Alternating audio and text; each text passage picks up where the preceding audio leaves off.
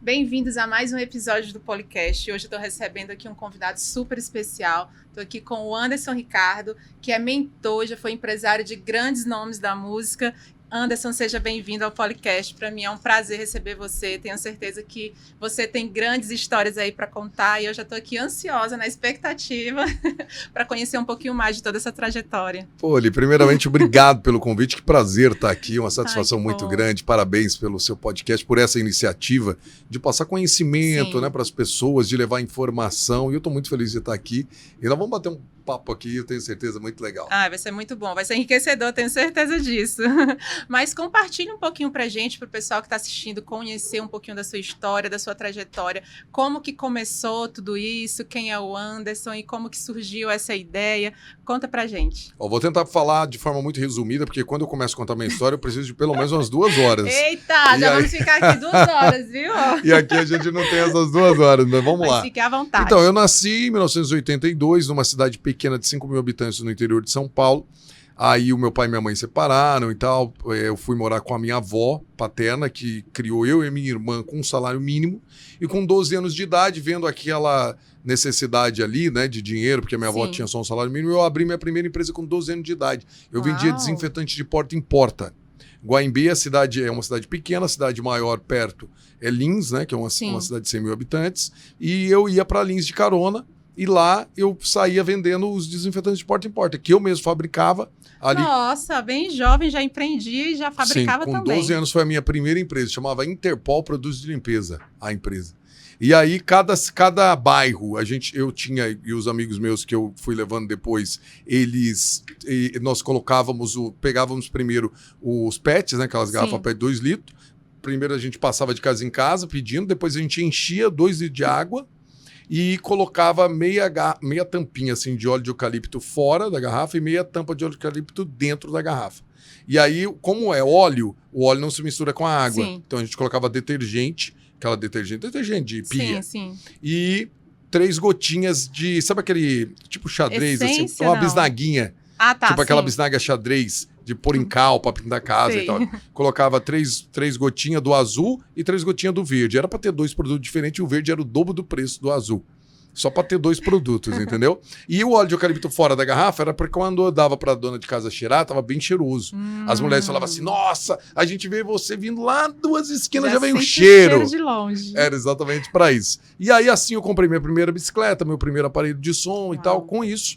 Quando eu tinha 15 anos de idade, eu tô assistindo um programa da Sônia Abrão e tava lá o Dr. Laí Ribeiro. E o Dr. Laí Ribeiro, naquela época, ele já falava sobre isso e tal, sobre coach. E aí ele estava dizendo que uma pessoa tinha que ter meta. E aí ele perguntou, para você que está assistindo, você tem meta?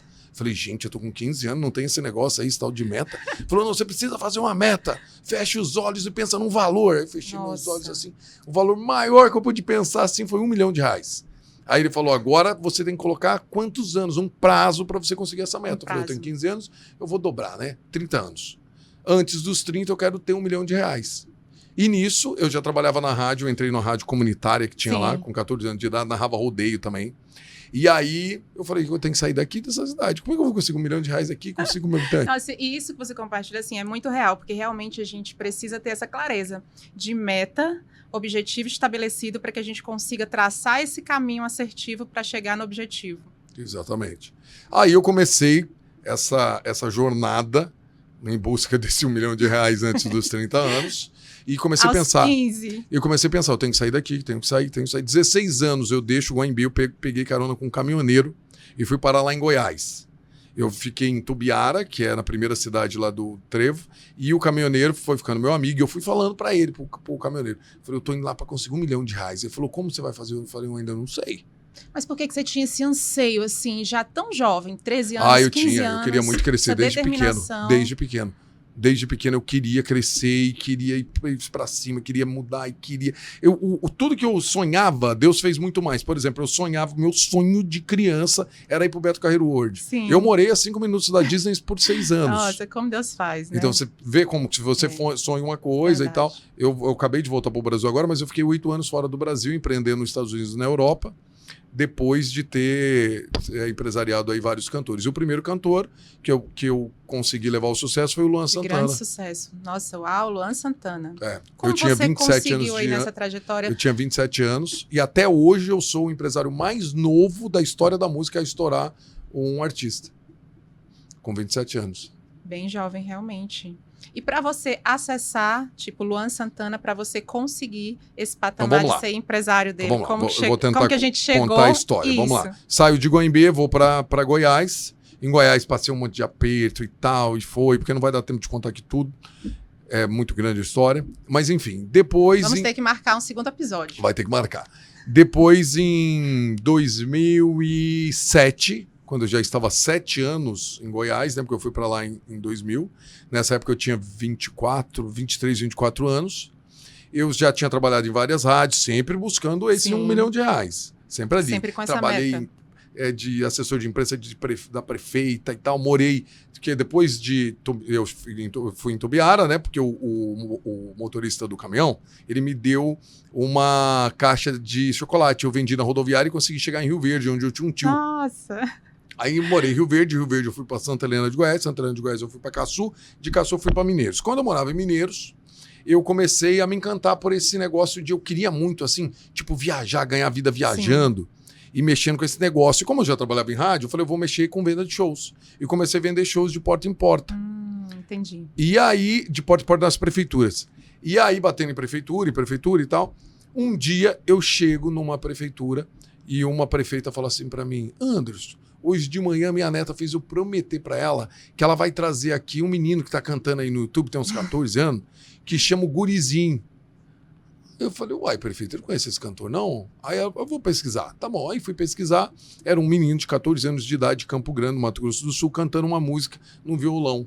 Ele tinha gravado uma música numa festa lá de parente, filmaram e colocaram no YouTube. E aí eu fiquei pensando nisso, mas sabe aquele negócio que você escuta assim, fala, vou trazer outras opções aqui para ela vai esquecer isso, porque eu não sabia nem o que era. No mesmo dia, eu chego na rádio que eu trabalhava e o menino falou para mim, Anderson, escuta essa música aqui. Colocou um fone no meu ouvido e tocou a tal da música. A mesma música, do Gurizinho. Nossa, porque uau. Deus, quando quer falar comigo, ele usa as pessoas. Aí, beleza. Aí cheguei em casa na mesma noite. A minha ex-esposa falou assim para mim, olha, eu escutei numa loja hoje aqui que a prefeita vai trazer um tal de Gurizinho. Não é você que fecha o show aqui? Eu falei, então, eu fui lá, ela falou disso aí. Eu falei, gente do céu, vou ter que fazer alguma coisa. E comecei a pesquisar. Tudo que eu procurava na internet, só aparecia essa música, esse vídeo. Aí eu fui pro Orkut, né? Tem gente que vai lembrar do Orkut. Do Orkut. No Orkut eu achei um perfil que estava escrito assim, Luan Santana, um Gurizinho. Aí eu peguei e mandei uma mensagem para ele. 2 semanas depois ele me respondeu com o telefone de uma menina que estava sendo a empresária dele lá, que era a Elisandra, que era dona da música, ela era compositora da música. Era compositora. E aí fui falando com ela e tal. Aí eu contratei um show para a prefeita, dia 2 de novembro de 2007, lá em Mineiros de Goiás. Aí a família dele foi e tal, conheci o pai dele. Aí o pai dele gostou de mim e falou, cara, você não quer ser um empresário do Luan? Não, eu te dou 50% da carreira dele e você muda para Campo Grande. Só que você tem que deixar todas as suas coisas. Tudo que você tá fazendo. E eu tinha conseguido juntar R$50 mil por R$1 milhão. Nossa, aí eu fiz uma conta. Caminhando com uma meta. Eu fiz uma conta, falei, peraí, 25 mil eu invisto nele e os outros 25 mil eu guardo para viver, né? Porque eu não sabia quanto tempo que ia. E aí eu fui para Campo Grande. Aceitou a proposta de ser empresário do Luan Santana. E fui embora. Mudei tudo e fui para Campo Grande, para ficar perto dele. Dia 1º de dezembro de 2008, eu já estou morando em Campo Grande. Sim. E começo a fazer o 2008. Foi o ano assim mais importante da carreira dele, que foi o ano que eu criei várias estratégias que eu uso até hoje. Por exemplo, tem uma estratégia que chama MDP, que é a multiplicação da presença, que é o artista movimentar a vida, que isso pode ser aplicado em qualquer tipo de segmento, não só na música. Sim. Que é você dar movimento para sua vida, que eu costumo dizer que a nossa vida é como se fosse um rio. Sim. Se essas águas não tiverem movimento, não vai gerar oxigênio. E sem oxigênio não tem prosperidade. Não tem vida. Não tem vida. Porque a água parada só dá dengue. Sim. Não dá mais nada, entendeu? E aí eu comecei a fazer esse movimento, por exemplo, criei uma estratégia essa estratégia dura 3 meses, aonde eu ia levar ele para as escolas para fazer show na hora do intervalo. Então ele fazia show de manhã, tarde à noite, de manhã, tarde à noite, de manhã, tarde à noite, segunda, terça e quarta. Então eu já estava treinando. Dele mesmo, né? Tem um monte de vídeo na internet. Aí se você colocar Luan Santana na escola em Campo Grande, vai aparecer um monte. E aí eu treinava ele, preparava ele para essa correria, para o assédio, Sim. para o sucesso, porque essa era a ideia, porque eu acreditava muito, No potencial dele. E isso, eu acreditava muito na história toda. Isso é muito importante as pessoas começarem um projeto, porque hoje eu falo para os meus mentorados, que são na maioria empresários, que ele tem que acreditar primeiro que o artista. Verdade. Porque é ele que vai levar as pancadas, entendeu? Aí eu fiquei em 2008, no final de 2008, porque eu acabei com esses 25 mil investindo, não tinha mais dinheiro, comecei a prestar dinheiro no banco e tal. E aí foi onde eu vi a necessidade de procurar alguém mais famoso, que sabesse fazer música, que tinha que ser compositor, para poder passar as músicas. Porque nesse 2008, toda a música que eu comprava e o Luan gravava, o João Bosco e Vinícius, que estava estourado, regravava. Ah, aí Foi estourava 5 vezes. com a música. Isso, e eles estouravam. Uhum. Aí eu tinha uma amiga que conhecia o Sorocaba, do Fernando Sorocaba. Sim. Aí eu fui atrás de Sorocaba, conversei com ele e tal. E aí eu encontrei ele num hotel lá em Brusque. No outro dia ele me chamou e me mostrou, falou, vou entrar com você, eu já fiz uma música pro seu cantor. E cantou a Meteoro, no violão. E aí nós fomos, depois eu e o Luan mudamos para Londrina, onde o Sorocaba morava. E aí veio o ano de 2009, né, que a Meteoro veio crescendo em 2009. E aí em 2009 teve o DVD que choveu no dia. Nossa, verdade. Isso. Foi. Que aconteceu um monte de coisa nesse dia. Tá? Para você ter uma ideia, no dia do DVD, eu estava fazendo 26 anos, no dia do DVD. E quando choveu, porque eu não tinha empresa ainda, eu fui fazendo todas as contratações Sim. do DVD no meu nome pessoa física. No dia do DVD eu estava devendo R$1.200.000. Eu estava devendo. E eu que faltava 3 anos. A meta era ter um milhão positivo. Não era negativo. Não negativo, né? A princípio não era isso. Mas aí, nesse dia, no domingo, no dia do DVD, eu acordei com 1.200.000 de dívida e falei assim, não, mas hoje vai dar tudo certo. Hoje é o dia. Aí eu vou levar o DVD lá pra Som Livre, que eu já tinha uma conversa com a Som Livre. Eles vão lançar e ele vai explodir, vai pro Faustão e tudo certo, Esses milhão vai ficar positivo. Vai ficar positivo, vai passar e vai dar muitos outros milhões positivos. Aí, no dia que eu saí do hotel e vi uma chuva. E quando eu cheguei lá, o diretor do DVD falou, não vai dar pra fazer o DVD, tá chovendo muito. Não vai dar pra fazer, tá chovendo. E eu falei, meu Deus do céu, e agora? E agora? Tô com 1.200.000 de dívida. Aí eu falei pra ele, não, cara, eu tô com 1.200.000 de dívida na minha pessoa física. Eu preciso fazer esse DVD. Ele falou, não vai dar. Remarca para outro dia, remarca para terça. Só que na terça, que era a véspera de aniversário de Campo Grande, ia ter o último show do Michel Teló do lado, no Tradição. Sim. Ele ia sair do Tradição e ia para a carreira solo. Aí eu liguei pro prefeito, o prefeito falou, Anderson, difícil, vai ter o Michel Teló aí. Já ia chocar as agendas, né? Isso, o povo não vai nos 2 shows e tal, não sei o quê. E tem outro problema. O Sesc vai fazer montar um circo aí, um evento e tal, já na quarta-feira. Então você não pode na terça-feira, já tinha que estar tudo desmontado. Eu falei, meu Deus. Deus. Agora. Aí ele falou, se você ligar para a presidente do Sesc, ela deixar, você vai. Eu falei, tá bom. Aí liguei para a presidente da Sesc, ela falou para mim que de jeito nenhum, que não podia, não sei o que e tal, desligou o telefone. Aí um amigo meu, Gustavo, que trabalhava na prefeitura, me levou até a casa dela. Cheguei lá em uma chuva que Deus mandava. Nessa hora não bate assim um desespero? Então, né, eu gosto muito de controlar na hora do desespero. Porque se você desesperar, piora. É. Entendeu? E eu vou muito na solução do problema, Sim. que eu não tenho tempo de desesperar. Não tem como desesperar, porque eu tô muito na solução do problema. Eu falo isso muito com a minha esposa. Sim. A minha esposa até hoje tem situação que ela tem que desespera. ser um controle emocional muito grande, né? E eu falo, ó, não adianta desesperar. É verdade. Nós temos que ir aqui, ó, na solução do Foca problema. na solução. No foco. E aí, quando você vai no foco, e no meio você ainda cai, porque durante a solução você pode cair também, pode dar outro tombo. Ainda tem essa possibilidade. Você pode errar, você pode conhecer uma pessoa que vai te enganar, pode acontecer um monte de coisa, você pode... No percurso tudo pode acontecer. Sim, mas enfim, voltando à história de Campo Grande, fui lá, conversei com ela, e ela não queria, estava irredutível.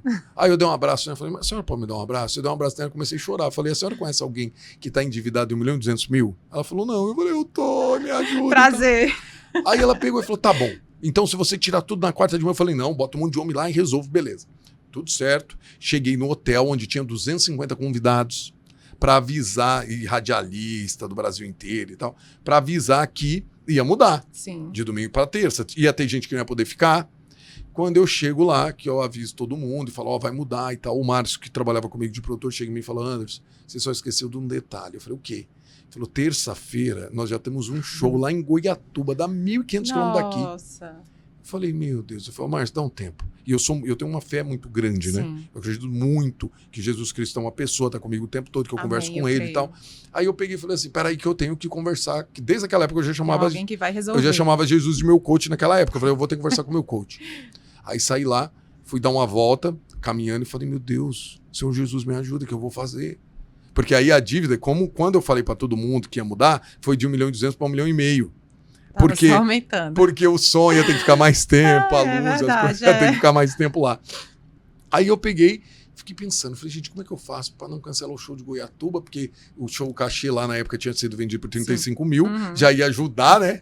Aí eu falei, o que eu faço? Aí eu vejo um avião passando, eu falei, já sei, eu vou para o aeroporto e alugar um avião, né? Vou lá, alugar um avião e tal. Beleza, aí chega, eu falei, Márcio, vamos comigo lá no aeroporto. Aí nós fomos no aeroporto, quando eu cheguei lá, eu falei, ó, e para fazer o show, precisava de pelo menos 14 pessoas. Então precisava de um avião que levava 14 pessoas. Sim, É difícil achar um avião de 14 pessoas. Disponível assim, Aí eu cheguei e falei, ó, quero avião. Os caras, não, só tem um King Air aqui e tal, no máximo cabe 6, 7. Eu falei, não, eu preciso de um 14. Aí o senhorzinho que tava lá falou, ó, tem um hangar ali na frente que tem um avião lá, um Bandeirantes. Pra você entender, o Bandeirantes, ele é considerado a Kombi da aviação. De vez em quando cai aí. Ele é o primeiro avião da Embraer. Primeiro avião. Primeiro. Aí eu fui lá ver, quando eu cheguei lá, tinha uma hélice só de um lado, a outra tava arrumando. Aí você disse assim, Deus, foi isso que o senhor preparou pra mim? Aí eu falei, Já tem certeza. fica pronto até amanhã? Aí o cara falou, fica. Não, fica pronto até amanhã e tal. Eu falei, beleza, então eu vou alugar. Aí aluguei, tudo certinho e tal. Falou que ia cobrar 12 mil, tava com 35 mil. Eu falei, dá pra fazer. Beleza, eu voltei no hotel pra avisar todo mundo que então Tudo o show ia ser na resolvido. terça. Aí o Márcio me veio e fala assim, Anderson, liga lá pro prefeito, avisa o prefeito. Beleza, liguei pro prefeito, falei, ô prefeito, posso trocar o show do Luan, que era terça, pra amanhã, segunda? Aí ele falou, ó, pode, mas amanhã tinha um show do Teodoro Sampaio. Falei, se você conversar com ele e resolver, tudo certo. Beleza, aí eu ligo pro Teodoro, explico a situação pra ele. Ele naquela, não sei se você conhece o Teodoro Sampaio. Sim. O Teodoro tem uma voz tão grossa. Ele falou, não, eu adoro esse menino, pode fazer e tal, não sei o que, beleza. Aí tudo certo, tudo certinho, mandamos o caminhão na frente. E aí, no outro dia, o Luan ia lá fazer o show. Trocamos o show, então, de segunda pra terça, tá. No outro dia, tava a gente lá no aeroporto. Aí, na ida, o avião foi direitinho. Pousou em Caldas Novas, que era perto de Goiatuba, tudo certo, beleza. Fizemos o show lá, tudo certinho. O prefeito ficou feliz, tudo beleza.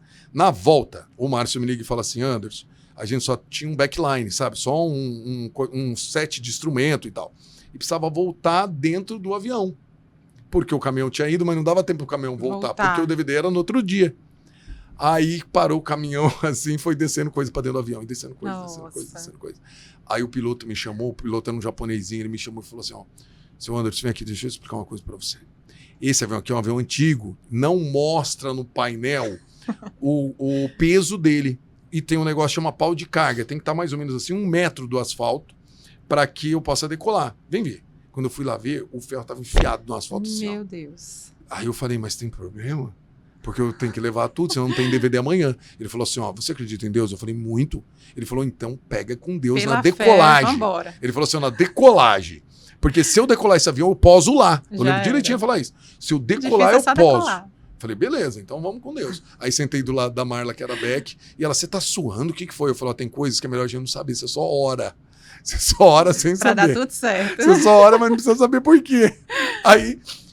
eu ali firme na oração, né? O Bandeirantes, quando ele decola, naturalmente ele dá uma baixadinha antes de subir. Você imagina essa baixadinha. Aí você já... Não, mas beleza, deu tudo certo. O avião decolou, pousou lá em Campo Grande. No outro dia saiu um sol bonito. Aí falamos, gente do céu, hoje vai ser bom e tal. Só que tinha aquela dúvida, será que vai dar gente? Será que as pessoas ficaram sabendo que mudou? Será que o povo não vai tudo lá por tradição e não vai vir aqui? E tal, aí esse negócio todo. Beleza, a gente tinha marcado para as 8 da noite. Quando era 7 da noite, o Luan tá lá passando som e tal, e na frente tinha assim, uma meia dúzia de fãzinha, assim. Uma meia dúzia de menino. Ele olhou para mim e falou, cara, o povo não ficou sabendo, né? Eu falei, não, o povo tá chegando. Eu sempre muito positivo, né? O povo tá chegando, não, daqui a pouco o povo vai assistir a novela. Tava passando uma novela das 9 na Globo e tava todo mundo, o povo saía só depois da novela. Eu falei, não, o povo tá assistindo a novela, depois o povo vem. Beleza, aí fomos pro hotel e tal. Na hora que a gente está subindo a Avenida lá, Afonso Pena, eu tô vendo muitos ônibus descendo, os circulares lá, os ônibus coletivos, muito cheio de gente.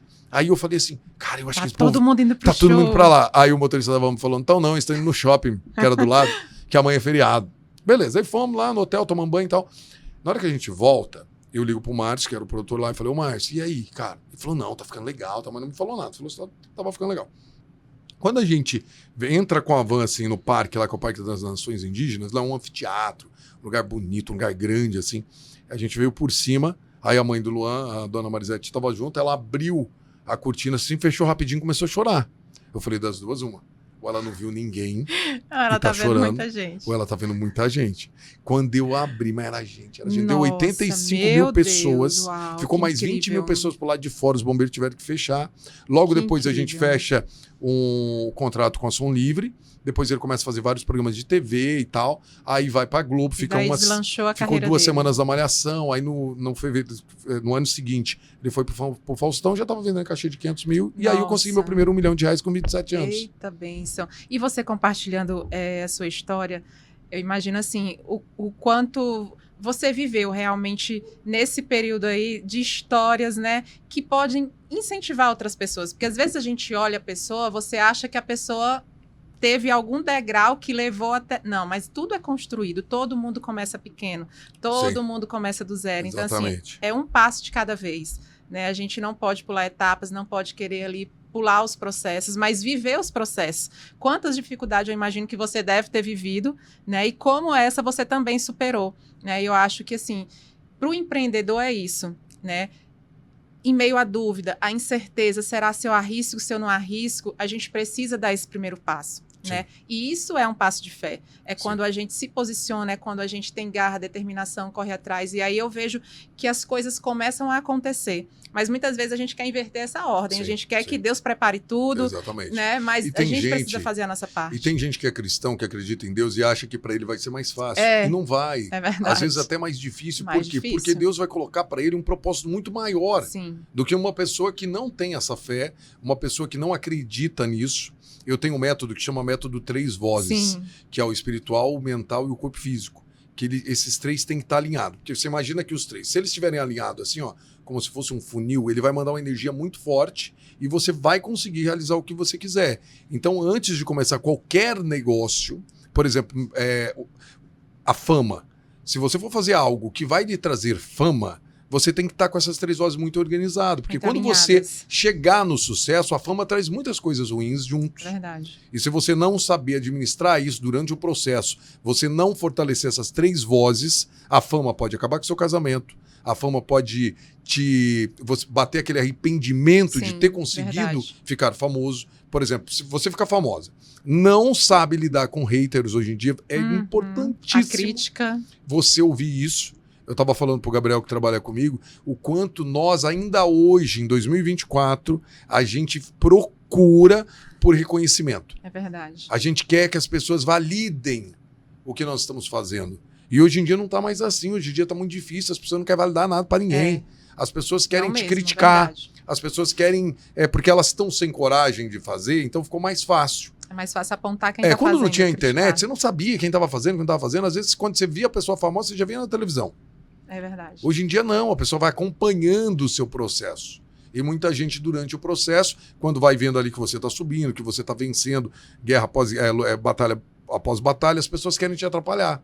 Começa o ataque. E muita gente sabe, os haters sabem que eles vão te impactar. Sim. E eles vão te Eles parar. vêm com força. Eles vêm com força. Não vem pra brincadeira. Não. Mas depois do Luan Santana, aí você teve outros Aí eu grandes fiquei com o nomes Luan. também. Vamos lá, depois desse estouro aí, eu fiquei com ele até 2014. E aí, na época, eu era muito novo, né? Eu estourei ele com 27, fiquei Sim. ali com ele até 31, 32 anos, que eu fiquei com ele durante 7 anos. E aí eu queria mais, eu queria ter outros artistas e tal, e eu tinha um contrato de exclusividade com ele que eu não podia ter outros artistas. Na verdade, também eu queria morar era um sonho da minha esposa morar nos Estados Unidos por um tempo, e a primeira vez que eu fui eu me encantei, queria passar um tempo lá e tal. Aí, nisso, eu vendo a minha parte do Luan para eles, para a sociedade, peço para sair, e depois eu empresariei a Vanessa, eu tive uma empresa, e falei, vou administrar mulher deve ser mais fácil. Mulher é mais fácil. Hein? Aí eu empresariei a Vanessa, a Gabi Amarantos, a Aline Rosa, que tinha acabado de sair do Cheiro de Amor, e tive outras duplas, como o Conrado Alexandre, que o Alexandre faleceu. Sim. E empresariei, também tive uma empresa que empresariava já nessa época coaches, palestrantes, que essa empresa existe até hoje.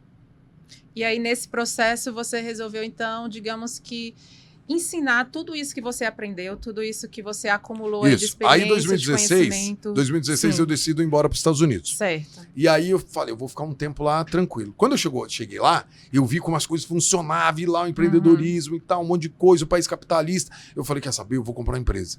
Aí comecei a procurar uma empresa e achei uma empresa que construía piscina e parque aquático. Fazia aqueles toboágua, sabe? Sei. Os maiores clientes eram a Disney, Universal, Legoland, era só parque. Aí eu comprei uma empresa que já tinha 20 anos, essa empresa era de um casal americano. Fiquei com essa empresa 6 anos, em 2022 eu vendi ela para um fundo de investimento. E aí eu falei para minha esposa, vamos dar uma experiência para as crianças, vamos embora para a Europa? E aí mudamos para Portugal. E eu fiquei 2 anos lá em Portugal. E em Portugal a vida é muito tranquila. As pessoas lá têm uma qualidade de vida muito boa, você come muito bem, você caminha, passeia e tal. E aí, como eu estava trabalhando só com o mercado financeiro, eu tinha tempo para ficar passeando, andando lá e tal. E um dia eu tô andando pra lá. Desfrutar. Um dia eu tô andando e falei, meu Deus, mas parece que o senhor não me preparou para ficar andando aqui o dia inteiro. Não vendo ninguém. Qual o meu propósito assim, nessa terra? Né? Qual o meu propósito nessa terra? Aí Deus começou, porque é isso, eu falo isso para os meus mentorados. Sim. Quando você fala assim, eu quero seguir o meu propósito, a sua vida vira de cabeça para baixo. Você diz assim, Senhor, eis-me aqui, me usa. É porque a forma que Deus encontra de te direcionar é o quê? Ele explode pontes, as pontes que tá errado, que não é as pontes que vai te levar para as portas que ele quer te abrir, fecham as portas, porque o que acontece? Naquele momento eu tinha os meus sonhos, os meus planos. Sim. Que era viver num país, depois mudar para outro, depois para Dubai, depois não sei para onde, a minha esposa também, a gente ficar ali e não voltar para o Brasil. Não era opção voltar para o Brasil para a gente. Não estávamos pensando nisso. E aí Deus começou a tocar o meu coração, aí eu jejuei 3 dias seguidos e tal. No terceiro dia que eu estava jejuando, eu senti grandiosamente no meu coração, vi imagens assim, artistas usando remédio, que tem muito, e drogas, e álcool, e prostituição, e que eu tinha para vir para preparar essa galera nova que estava vindo, para que eles não sofressem com sucesso como tinha um monte de artista sofrendo. E eu não sabia. Depois eu comecei a pesquisar e vi que a geração mais doente, principalmente do sertanejo, que é o gênero mais conhecido no Brasil, né, o gênero que mais faz show e tal, é a geração mais doente do sertanejo hoje. A geração mais doente é essa geração que está aí. Se você pegar os 10 principais artistas do sertanejo, a maioria está com problemas emocionais psicológicos. Verdade. Entendeu? Aí comecei a sentir isso no meu coração e tal. Aí eu falei, quer saber? Eu vou voltar pro Instagram. Eu fiquei 8 anos sem Instagram. Sério? Quando eu voltei pro Instagram, você acredita que tinha mensagem lá até de gente que já tinha morrido? Nossa! É, que tinha mandado pra mim nesse período. Eles mandaram quando tava vivo ainda. 8 anos é muito tempo. 8 anos. Aí eu voltei. Como ela tava parada 8 anos... É um tempo sabático bem esticado, viu? Como ela tava parada 8 anos, eu tinha 3.500 seguidores nessa conta. Sim. Aí eu ativei ela de novo para ver o que o povo lembrava de mim e tal. A primeira mensagem que veio foi de um rapaz falando assim, oi, tudo bem e tal, eu vi que você voltou pro Instagram. Cara, eu quero contratar uma mentoria sua. Aí, uma mentoria? Aí eu falei, não, faça isso não, o que você tá precisando? Não. Já era Deus apontando cara, vamos fazer um call pra gente conversar. Eu falei, tá bom. Aí eu peguei, fiz um call com ele. Aí no call ele começou a me dizer que ele só entrou no mercado de empresariar porque veio um cara lá e ele tinha um estúdio, aí o cara veio, falou para ele pegar dupla, o cara teve problema com bebida, tal, com mulher, não sei o quê, e aí ele teve que tirar o cara e ele ficou sozinho. E ele tava muito nervoso, ele não sabia como lidar com os artistas, tava perdendo os artistas e tal. E aí ele falou, bota preço na sua mentoria que eu pago. Uau! Aí eu falei, meu Deus do céu, esse cara deve estar zoando comigo, né? Eu vou botar preço e ele não vai pagar, né? Aí eu botei um preço assim na minha cabeça. Totalmente aleatório. Mandei pra ele. O Pix caiu na hora. Nossa. Aí eu falei, gente, agora eu virei mentor? O cara me contratou. Agora eu sou mentor. Agora eu sou mentor, como é que faz? Aí fui pesquisar, tal, fui estudar, e comecei a estudar, eu estudo muito. Comecei a estudar, o Thiago, ele foi meu primeiro mentorado, depois veio outros mentorados. Hoje eu tenho, juntando as duas mentorias, 80 mentorados. Uau, que incrível. Agora eu acabei de lançar um curso que chama As Regras do Show Business, que é para as pessoas entenderem as regras do jogo, porque muita gente perde muito dinheiro nesse mercado. E o foco dos seus atendimentos são os empresários dos artistas? Então, seria esse público? Na individual, o foco é os empresários. Eu tive só um artista que veio ser empresário e depois, no meio da mentoria, eu consegui um empresário para ela. Mas o foco na mentoria 1 em 1 milhão, que é individual, são os empresários. Ou alguém que está cuidando da carreira do artista, um investidor, um agenda, né, que é o cara que vende os shows. E na de grupo entra todo mundo ligado com música, que quer aprender sobre música. E como foi começar nesse mercado de mentoria? Como foi para você? Porque é um recomeço. Sim. Você praticamente a vida toda se Então, posicionou de uma aí maneira... só um pontinho que aí depois que o Thiago me mandou o dinheiro, eu Sim. cheguei na minha esposa e falei, ó, eu virei mentor, não Virei vão ter que mentor, voltar e pro agora? Brasil. E nisso tinha um monte de gente me mandando mensagem, querendo também que eu mentorasse eles. Falei, vão ter que voltar pro Brasil. E vamos atrás do nosso propósito. Aí do meu propósito. Aí beleza, viemos pra cá e agora tem 3 meses que a gente já tá no Brasil. Em 4 meses o meu Instagram saiu de 3.500 para 40 mil seguidores orgânicos. Uau! Que crescimento incrível. Só Deus faz essas coisas, né? Eu vejo Só. que quando a gente alinha o nosso coração ao coração do Senhor, a gente vive a plenitude do nosso propósito, né? Como você bem falou, jejum, oração, você tá ali sensível para entender realmente qual o caminho. Porque nossa vida é feita de ciclos, de estações. Passei um tempo nos Estados Unidos, passei na Europa, mas eu entendi que esse ciclo se encerrou. Eu tenho algo, porém não aqui. E a gente vê muito na Bíblia isso, Deus posicionando as pessoas geograficamente, Sim. né? Para que elas consigam prosperar, mas principalmente para que elas consigam alcançar outras pessoas. Eu vejo que é muito sobre isso, não é sobre nós, mas sobre o que a gente consegue transbordar na vida das pessoas, de conhecimento, de incentivo, né? De realmente pegar ali na mão e dizer, eu sei o caminho, eu posso te ensinar, vamos comigo, né? E isso é muito gratificante, isso realmente, assim, não tem preço. Eu imagino que aí, dentro dessa trajetória como mentor, você tem aí também grandes cases de sucesso também, né? Então, hoje, fez 3 meses, né, que eu tô com um grupo. Sim. Se você perguntar para qualquer um dos mentorados aqui, eles vão falar isso para você, porque o sucesso não é só começar a ganhar dinheiro, fazer um monte de shows ali, é você se preparar para ele. É verdade. É você se encontrar. Então, por exemplo, eu tenho alguns mentorados que já se encontraram, que não sabiam a identidade deles, não sabiam quem era, não sabia que as vozes deles estavam desalinhadas, precisavam fazer esse alinhamento. Sim. E durante esse processo, eles já mudaram a forma de pensar, a forma de agir. Então eu vou colocando todas as estratégias que já funcionaram, tanto neste mercado como os outros mercados que eu já participei, e vou ensinando para eles e vou ajudando eles a aplicarem na vida deles e na carreira.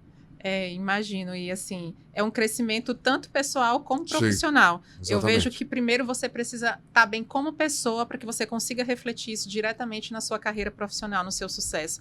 Às vezes a gente olha e vê as pessoas, tô aqui correndo, acelerada, buscando muito conhecimento para a área profissional, mas a gente esquece do autoconhecimento, de olhar Sim. para si, de olhar para dentro, né? O que eu carrego, as feridas, os traumas, e sarar tudo isso também é importante, para que a gente consiga construir esses relacionamentos, não só na nossa carreira profissional, mas principalmente em casa, na família, com os amigos. Eu acho que isso é a base, né? Sim. A gente tendo essa base bem feita, bem estruturada, o restante a gente consegue trazer e posicionando ali, trazendo realmente esse crescimento assim exponencial.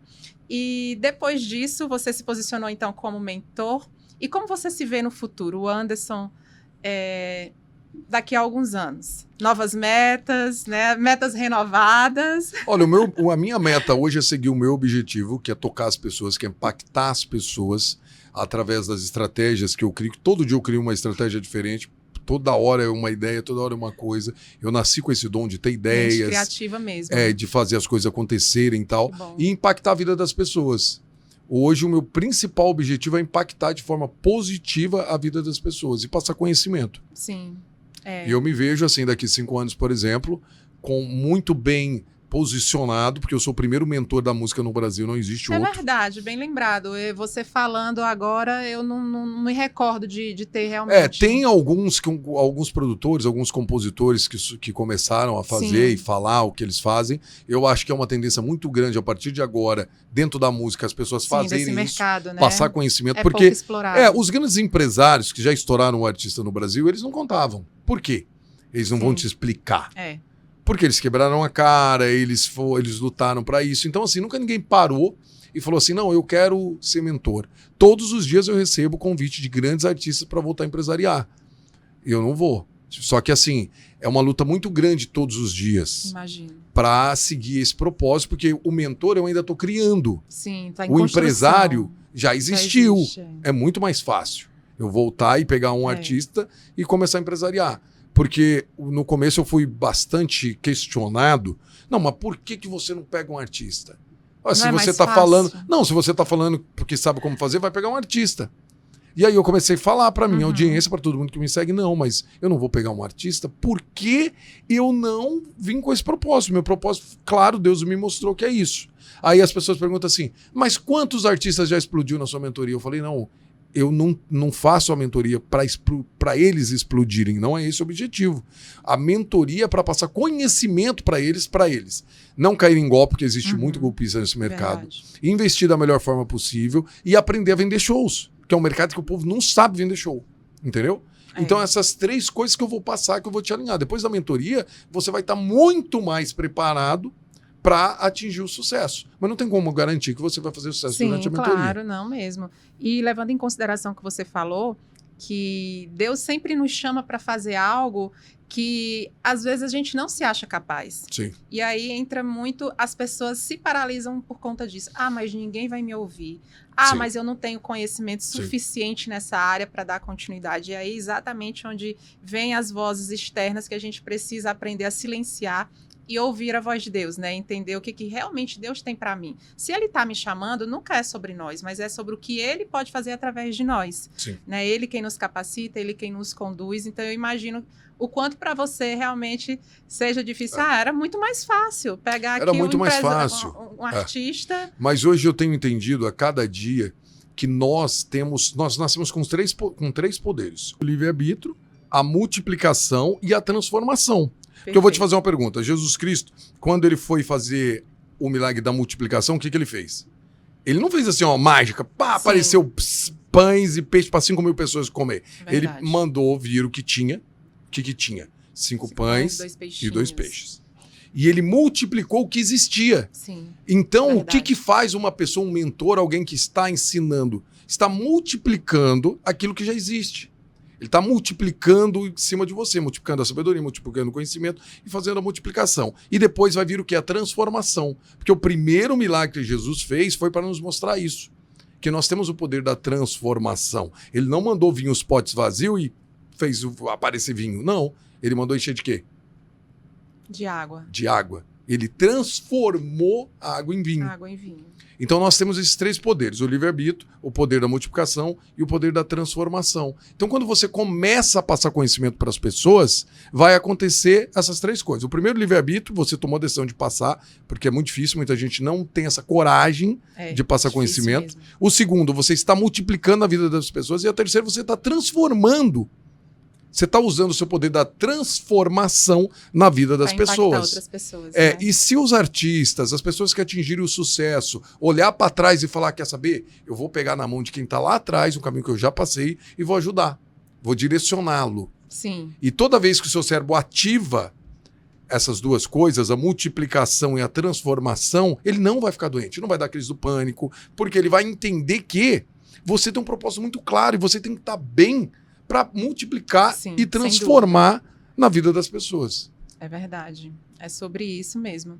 Anderson, muito bom ouvir você. É uma história assim inspiradora, né? Eu sei que para quem está nos ouvindo também, né, essa história de empreender, de começos, né, de saber respeitar os pequenos começos, né? Todos nós temos o nosso processo e precisamos viver o nosso processo. E como você falou, eram apenas 5 pães e 2 peixinhos. Então, tudo o que a gente precisa, eu creio que Deus já colocou dentro de nós. Para iniciar, exatamente isso. Porque esse mercado... E ele é quem vai multiplicar. Esse mercado de música, principalmente no sertanejo, vendia-se a ideia que precisava de 5 milhões, de 10 milhões. Muita coisa, algo assim inalcançável. E aí os artistas pararam de lutar, de trabalhar, de pegar o celular, que é uma TV na mão deles hoje em dia, né? Porque hoje, naquela época do Luante, não, para estourar tem que ir no Faustão. Agora era na televisão, verdade. Agora, você precisa o quê? Você precisa começar o que você tem. Você já tem um negócio na sua mão, que é seu celular, que é as redes sociais, que dá para fazer, que dá para fazer essa estratégia que eu chamo de MDP, que é a multiplicação da presença, você mostrar isso.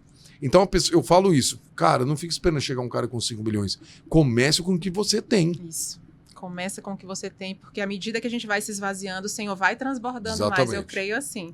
É isso. Mas eu amei conversar com você, nossa, fiquei assim muito feliz, obrigado, realmente, de verdade, conhecer assim a sua trajetória, desde o comecinho lá atrás, como você iniciou tudo isso, tão jovem, garra, determinação e principalmente coragem. Eu vejo que a gente precisa de coragem acima de muitas coisas que é preciso, mas a coragem, assim, ela tem um papel fundamental. É ela que nos faz dar o próximo passo, um passo de fé e realmente avançar ali rumo a tudo aquilo que a gente almeja, que a gente deseja, com metas claras, estabelecidas. Se for preciso ajustar o caminho, a gente ajusta, mas a gente sempre tendo o nosso objetivo bem claro. Então, assim, obrigada, fiquei muito feliz, tá? Você contribuiu muito, creio que não só na minha vida, mas na vida de todo mundo que está nos assistindo. Então, assim, é mais uma vez um prazer e um privilégio receber você aqui. Por favor, venha mais vezes, tá? Vamos sim, para contar, porque eu pulei muita parte da história aí. Umas partes interessantes e importantes. Foi bem resumidinho, né? Mas foi muito enriquecedor, com certeza. Então, tá convidado já, volte mais vezes, tá bom? Para mim vai ser um prazer e um privilégio receber você. Muito obrigado, Poli. Que prazer poder estar aqui falando com a sua audiência e poder passar um pouco de conhecimento para eles. Maravilha, tá, então. Obrigadão, tá? Deus abençoe. Obrigado, gente.